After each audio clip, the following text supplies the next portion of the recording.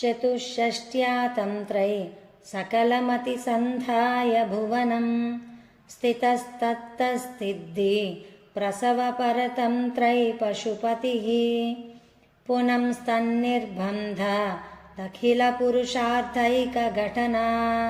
स्वतन्त्रं ते तन्त्रं क्षितितलमवातीतरदिदं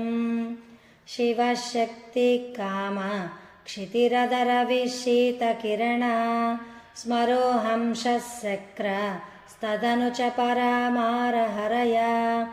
अमीहृल्लेखाभिस्तिसृभिरवसानेषु घटिता भजन्ते वर्णास्ते तव जननि नामावयवतां स्मरं योनिं लक्ष्मीं त्रितयमिदमादौ तव मनो निधायैके नित्ये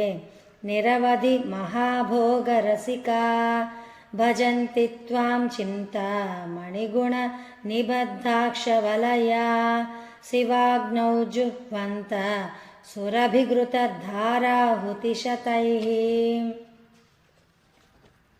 शरीरं त्वं शम्भो शशिमिहिरवक्षोरुहयुगं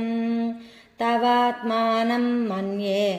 भगवति नवात्मानमनघम् अतः शेषशेषी त्वयमुभय साधारणतया